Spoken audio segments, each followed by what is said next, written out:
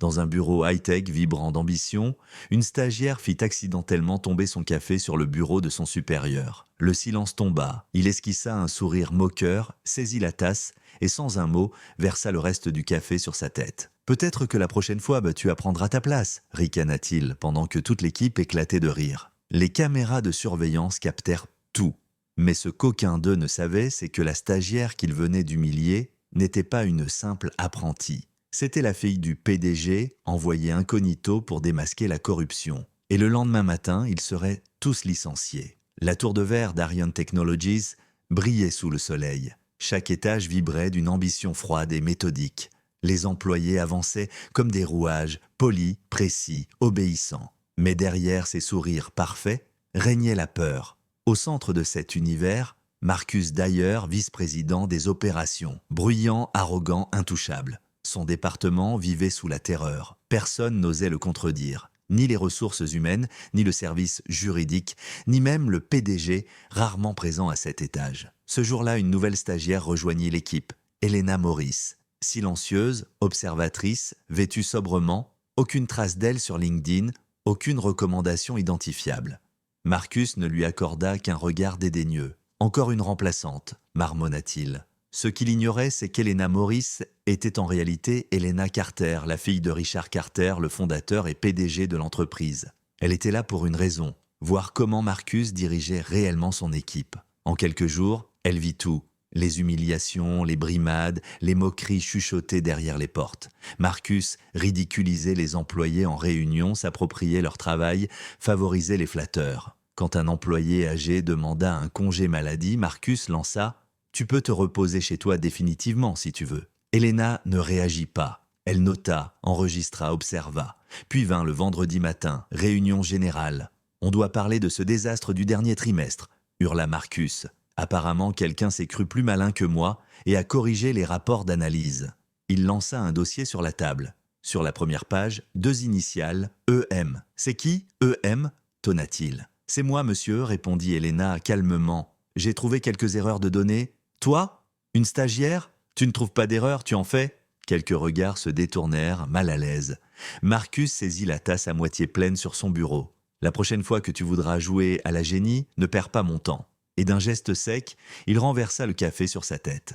Un cri étouffé, le silence absolu. Marcus esquissa un sourire. « Nettoie ça, puis ton bureau. » Elena, trempée, resta droite. Aucune larme, aucun mot. Elle sortit son téléphone, appuya sur une touche et posa l'appareil sur la table. Une voix résonna dans la salle. « Marcus, as-tu une raison valable d'avoir versé du café sur la tête de ma fille ?» Le sang quitta son visage. « Qui est-ce ? Richard Carter, PDG d'Ariane Technologies. Et j'écoute vos réunions depuis 3 semaines. » Le silence fut total. Tous les regards se tournèrent vers Elena. Elle essuya ses mains, regarda Marcus et murmura « On devrait toujours traiter les autres avec respect. On ne sait jamais qui est assis en face de soi. » La porte s'ouvrit brusquement. Ressources humaines, services juridiques et 2 agents de sécurité entrèrent. L'un tendit une enveloppe. « Vous êtes licencié pour faute grave, effet immédiat. » « C'est une erreur, vous ne pouvez pas. »« Je peux » interrompit la voix du PDG dans le haut-parleur, « et je le fais. » Marcus fut escorté hors de la salle, le visage vide. Elena se tourna vers l'équipe. « Vous n'avez plus à avoir peur, dit-elle doucement.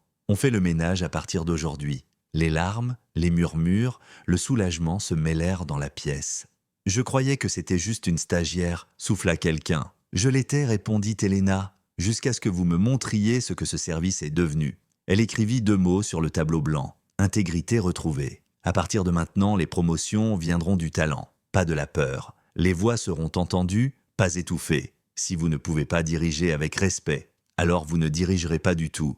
Quelques heures plus tard, un communiqué officiel parut. Ariane Technologies annonce le renvoi de plusieurs cadres pour mauvaise conduite. Une nouvelle direction entre en fonction immédiatement. Dans la soirée, la vidéo du café renversé, de la révélation téléphonique et du licenciement viralisa 50 millions de vues en 24 heures. Titre : Ne sous-estime jamais la stagiaire. Le lendemain, journalistes, actionnaires, internautes, tous saluèrent la transparence et le courage d'Elena Carter. Marcus disparut du monde de la tech.